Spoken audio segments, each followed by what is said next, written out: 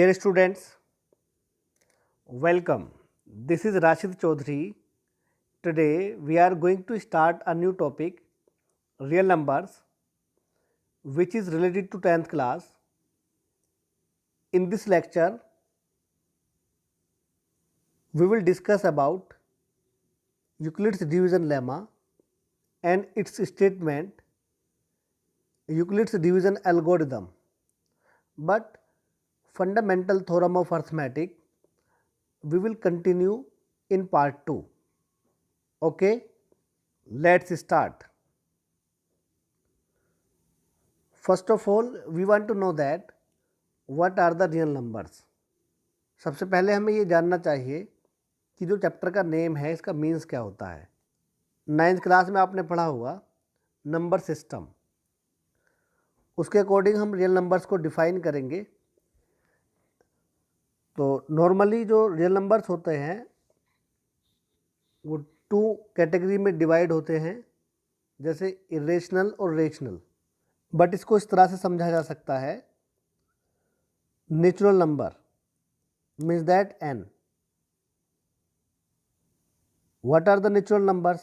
You know very well, counting with starting 1 means that 1, 2, 3 up to dot dot. Okay, these are the natural numbers. And अगर हम natural numbers में zero को include कर दें, अगर हम नेचुरल नंबर्स में ज़ीरो को इंक्लूड कर दें तो वो बन जाते हैं whole numbers, means that W. तो देखिए, अगर ज़ीरो नहीं है तो वो नेचुरल नंबर्स हैं, अगर ज़ीरो को इंक्लूड कर दें तो वो होल नंबर। अब आप कह सकते हो कि अगर ज़ीरो है साथ में तो वो होल नंबर्स हैं, और अगर ज़ीरो नहीं है 1 से स्टार्टिंग है तो वो नेचुरल नंबर्स हैं। लेकिन अगर हम नेचुरल नंबर्स और ज़ीरो के साथ साथ अगर हम नेगेटिव नंबर्स को भी इंक्लूड कर दें, for example -1, -2 up to dot dot, तो वो बन जाते हैं इंटीजर्स। तो इंटीजर्स में natural number, whole number include हो जाते हैं। इसमें एक्स्ट्रा पार्ट क्या होता है, इसमें नेगेटिव साइन के साथ नंबर्स इंक्लूड हो जाते हैं। इसके बाद अगर हम इसमें फ्रैक्शंस को ऐड और कर दें, जैसे 1/3 या 2/3 अप टू डॉट डॉट, तो वो बन जाते हैं रेशनल नंबर्स। तो जो रेशनल नंबर्स होते हैं उसमें natural numbers, whole number, integers include रहते हैं। और जो इरेशनल नंबर होते हैं, इरेशनल नंबर, उसमें जैसे √2 या फिर √3, इसके बाद इन दोनों को मिला के बनते हैं रियल नंबर्स।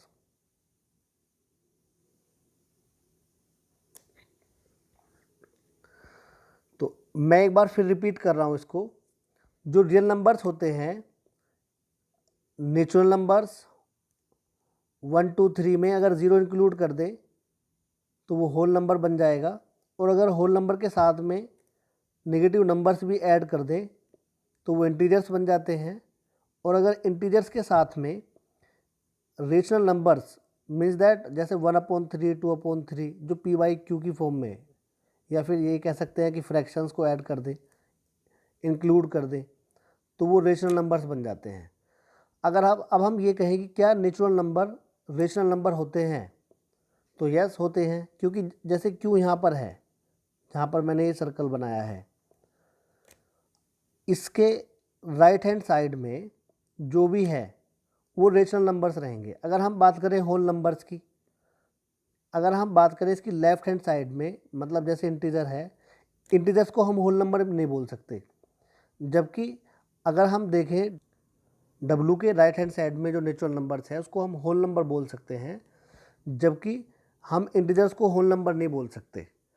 तो ये जो इसमें इंक्लूड होते जाते हैं, तो जैसे W के साथ ये ज़ीरो आ गया नेचुरल नंबर्स के साथ में, तो होल नंबर n तो रहेंगे, लेकिन ज़ीरो भी होल नंबर रहेगा। ज़ीरो को हम नेचुरल नंबर्स नहीं बोल सकते।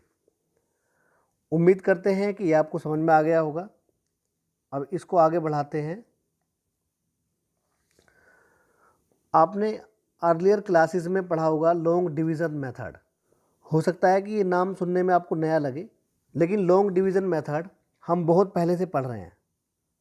For example, divide 21 by 5, then find quotient, remainder and what is the relation among dividend, divisor, quotient and remainder। तो आपको पता है कि हमें 5 से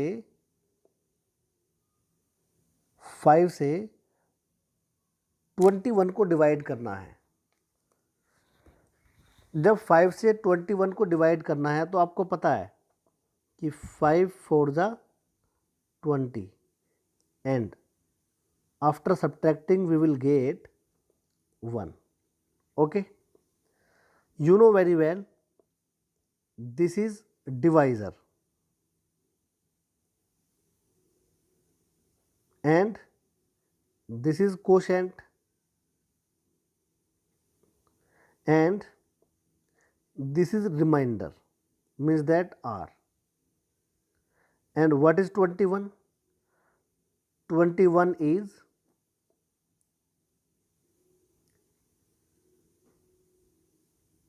डिविडेंड। तो ये तो आपने बहुत पहले सीखा हुआ है, लेकिन आप ये भी जानते हैं कि हम डिवाइड कब तक करते जाते हैं। जैसे अगर हम 5 का टेबल 1 में देखेंगे तो नहीं चलेगा, क्योंकि यहाँ पर जो 1 है वो लेस हो गया। तो इसका मतलब यहाँ से जो कंडीशन निकलेगी, जो आर होगा, जो रिमाइंडर होगा, कब डिवाइड नहीं कर पाते हम, जब ये रिमाइंडर डिवाइज़र से, चलो डिवाइज़र को हमने बी बोला, जब आर मतलब रिमाइंडर बी से लेस रहेगा। लेकिन ये जो आर है ये ज़ीरो आ सकता है, जो आर की वैल्यू है वो ज़ीरो आ सकती है या फिर ज़ीरो से ग्रेटर। आप कभी भी देखोगे कि जो आर होगा वो कभी भी नेगेटिव नहीं आएगा। इट मीन्स जो आर है या तो वो ज़ीरो से ग्रेटर हो सकता है या फिर ज़ीरो के इक्वल होगा। तो इसके बाद हमने ये भी सीखा हुआ है, अगर हमें dividend, divisor, quotient and remainder में रिलेशन देखना है तो क्या रिलेशन होता है, तो ये होता है dividend is equal to divisor and into quotient n plus remainder. अगर इसको सिंबॉलिक फॉर्म में लिखें तो डिविडेंड को हम ए बोल सकते हैं, लेट ए डिविडेंड है। डिवाइज़र को हम बी बोल सकते हैं, चलो सपोज ये बी है। कोशेंट को चलो हमने क्यों बोला, और रिमाइंडर को हम आर बोल सकते हैं। तो लॉन्ग डिवीज़न मेथड से हमने ये सीखा कि a is equal to b q plus r है।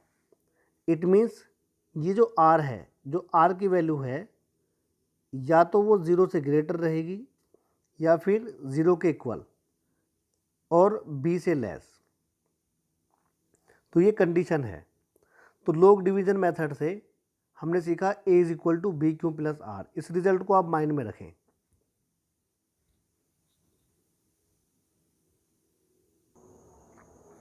इसके बाद बात करते हैं यूक्लिड्स डिवीज़न लेमा। सबसे पहले इसके स्टेटमेंट की बात करते हैं। Let a and b any two positive integers, then there exists two unique whole numbers p and q such that a is equal to b q plus r। आप ये सोचोगे ये तो हमने पहले बताया था। यस, वही है। अगर हम लॉन्ग डिवीज़न मेथड को जनरलाइज करते हैं तो वो यूक्लिड्स डिवीज़न लेमा होता है। तो ये जो थिंग है जो 10th क्लास में आप देख रहे हो, ये तो आप बहुत पहले से जानते हो, लेकिन इसका अब हम यूज़ सीखेंगे। ये देखो, ये आर की जो वैल्यू है ज़ीरो से ग्रेटर या फिर इक्वल या फिर बी से लेस रहेगी। इसका मीन्स ये हुआ, ये ए क्या है, ए डिविडेंड है, बी डिवाइज़र है, क्यू कोशेंट और आर रिमाइंडर। ये लॉन्ग डिवीज़न मेथड से हम सीख चुके हैं। अगर सपोज़ एग्ज़ाम से हमसे पूछा जाता है what is Euclid's division lemma, then फिर आप इसको यहाँ से लेके यहाँ तक लिख देंगे। अब जैसे यूक्लिड्स डिवीज़न लेमा और यूक्लिड्स डिवीज़न एल्गोरिथम, आप देख रहे होंगे यूक्लिड्स डिवीज़न दोनों में कॉमन है, लेमा और एल्गोरिथम वर्ड जुड़ गया इसमें। यूक्लिड्स तो मैथमेटिशियन का नेम है, डिवीज़न आप समझते ही हो। बात आती है लेमा और एल्गोरिथम की।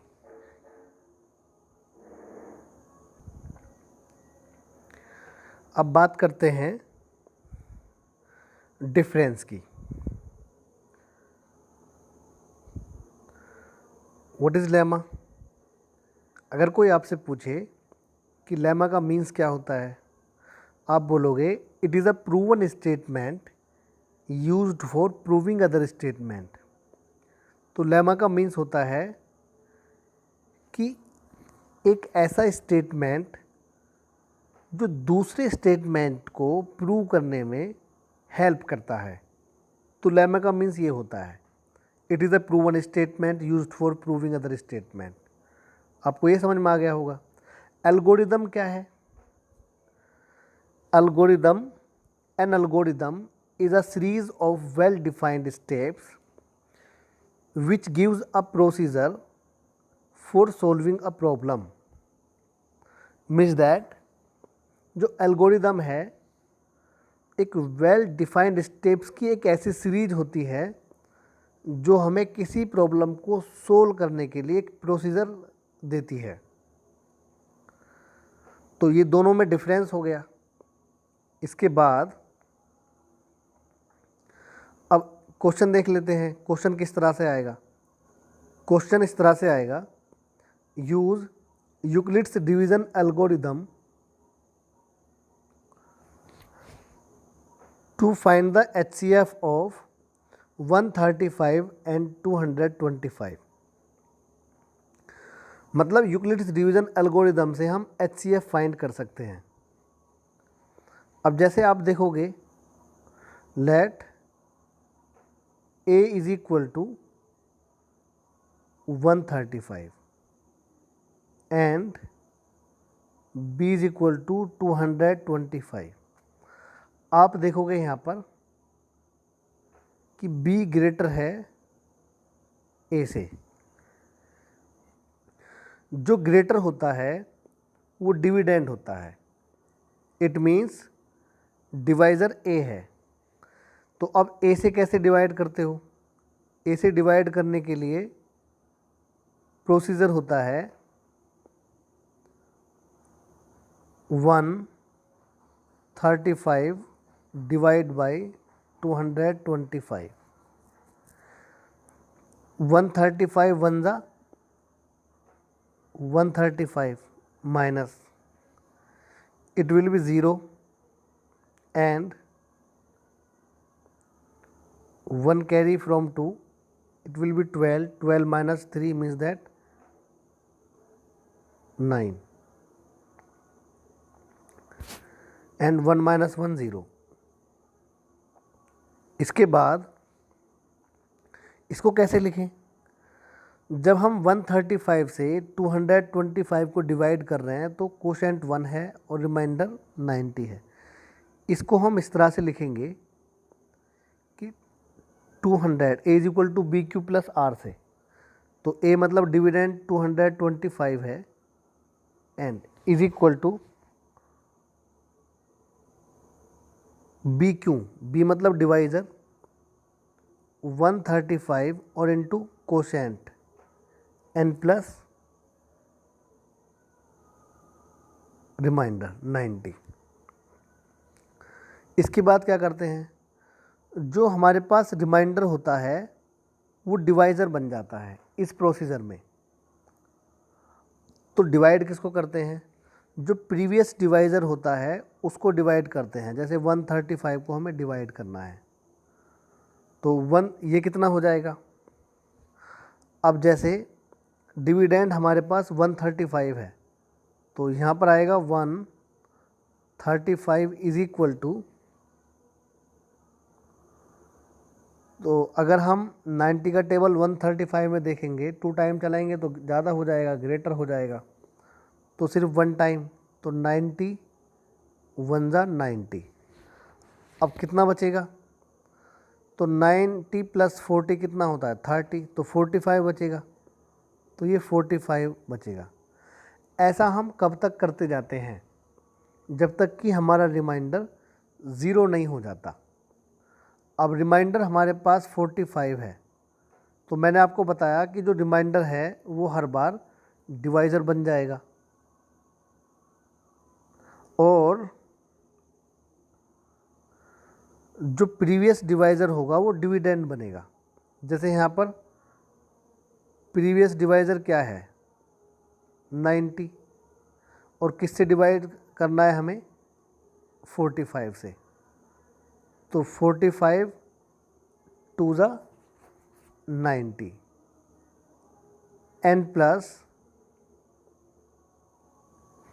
45 2 जा 90, ये तो पूरा पूरा आ गया, मतलब रिमाइंडर यहाँ पर ज़ीरो बचेगा। इस प्रोसीजर से ही कर रहे हैं हम, लेकिन एक हमने बता दिया आपको, फिर हम डायरेक्ट कर सकते हैं। तो अब यहाँ पर आप देखोगे, क्योंकि यहाँ पर जो r की वैल्यू ज़ीरो है, तो जब r की वैल्यू ज़ीरो आ जाती है तो जो हमारे पास प्रीवियस डिवाइज़र होता है, जैसे 45 से हमने इसको डिवाइड किया जिसकी वजह से ये ज़ीरो आया, तो जो HCF है वो 45 है। तो ये रिक्वायर्ड आंसर है। यूक्लिड्स डिवीज़न एल्गोरिदम की हेल्प से हम नंबर्स का HCF फाइंड कर सकते हैं। तो जिस तरह से हमने इसको फाइंड किया है, उम्मीद करते हैं कि ये आपको समझ में आया होगा। अब आगे देखिए, जो सेकंड टाइप का क्वेश्चन आता है वो इस तरह से आता है यूक्लिड्स डिवीज़न लेमा के बिहाफ पर। वो हमने एल्गोरिदम का क्वेश्चन सीखा, और लेमा का मतलब क्या था, proven statement used for proving other statement. तो ये हमारे पास एक स्टेटमेंट है, इसको हमें प्रूव करना है यूक्लिड्स डिवीज़न लेमा से। हमें प्रूव करना है show that every positive even integer is of the form 2q। मतलब जो इवन पॉजिटिव इंटीजर होते हैं, इवन नंबर्स कौन कौन से, जैसे 2 4 8, आप सोचोगे -4 भी तो इवन होता है, यस। नेगेटिव हो या पॉजिटिव, जो नंबर 2 से डिविजिबल होता है वो इवन इंटीजर होता है, बट इन्होंने बोला positive even integer. Positive means that जैसे 2 4 6 8 16 इस तरह से। तो इन्होंने बोला है कि जो भी इवन पॉजिटिव इंटीजर रहेगा वो 2q की फॉर्म में रहेगा। जैसे अगर हम बात करें 4, तो 2 2 जा 4, मतलब उसका जो मल्टीपल है नंबर का वो 2 रहेगा। जैसे अगर हम बात करें 16, तो 2 8 जा 16, तो जो भी आप इवन इंटीजर लेंगे उसके मल्टीप्लाई में 2 हम बना सकते हैं, या फैक्टर 2 होता है। अब दूसरा जो हमें प्रूव करना है, every positive odd integer is of the form 2q + 1, मतलब जो इवन होता है वो 2q की फॉर्म में होता है, और जो पॉजिटिव ऑड इंटीजर होता है वो 2q + 1 की फॉर्म में होता है। हमें ऐसा प्रूव करना है, जहाँ पर q क्या है, कोई सम इंटीजर है। तो अब देखो इसको कैसे प्रूव करते हैं। सबसे पहले हम लिखेंगे let a b any positive integer. तो हमने इसको लेट कर लिया। इस टाइप के क्वेश्चन में जो स्टेटमेंट में जो भी हमारे पास डिवाइज़र होगा, जैसे यहाँ पर फैक्टर 2 है, तो ये b की वैल्यू है, it means and b is equal to 2। Now by Euclid's division lemma, by EDL means by Euclid's division lemma, we can write as a is equal to bq plus r होता है, b की value 2 है तो 2q n plus r, अब ये जो a is equal to 2q plus r है, इसका मीन्स क्या है? अब ये जो r है, r की कंडीशन तो हमें पता है कि ये 0 से ग्रेटर या फिर 0 के इक्वल, जबकि b से लेस रहता है। तो इन सारी चीज़ों से जो हमारी ऑब्जर्वेशन है, जो मेन ऑब्जर्वेशन है, उसको लिख लेते हैं।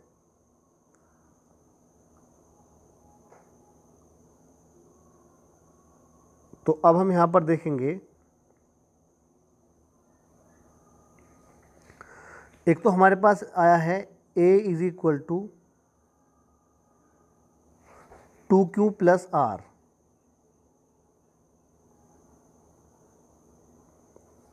वेयर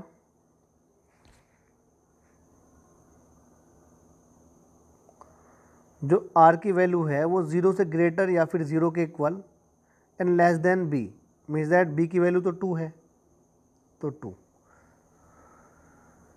अब इसका मतलब क्या है? ये जो हमने लिखा है, इसका मीन्स है कि r की वैल्यू 0 से ग्रेटर तो 1 हो सकती है, या फिर इक्वल या 0 हो सकती है, और 2 से लेस। तो इस कंडीशन के हिसाब से जो हमारे पास r की वैल्यूज़ आएंगी, तो इस कंडीशन के हिसाब से जो r की वैल्यू हमारे पास आएंगी वो r is equal to 0 and 1। अब ये हमारे पास इक्वेशन नंबर फर्स्ट है। अब r इज इक्वल टू 0 को हम इक्वेशन नंबर फर्स्ट में रखेंगे। Put r is equal to 0 in equation number first, तो क्या मिलेगा? तो ये मिलेगा 2q। तो अब आप देखोगे ये जो 2q है, क्योंकि यहाँ पर मल्टीप्लाई में 2 आ गया तो ये 2 से डिविजिबल है। तो जब ये 2 से डिविजिबल है, हम लिखेंगे which is divisible by 2। It means this implies it is even number. तो ये तो क्लियर हो गया। अब इसके बाद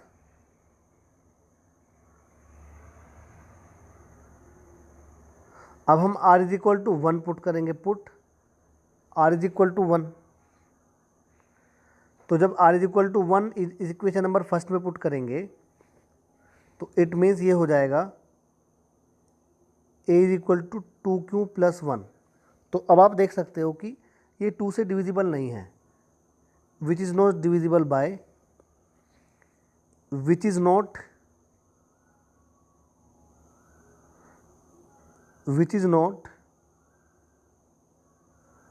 divisible by 2.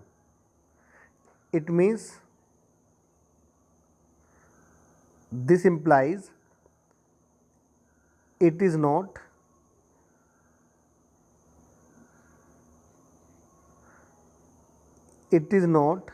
even। अब जब ये इवन नहीं है तो ऑड नंबर है, तो इट मीन्स ये क्लियर हो गया, ये हमने प्रूव कर दिया कि जो इवन नंबर होगा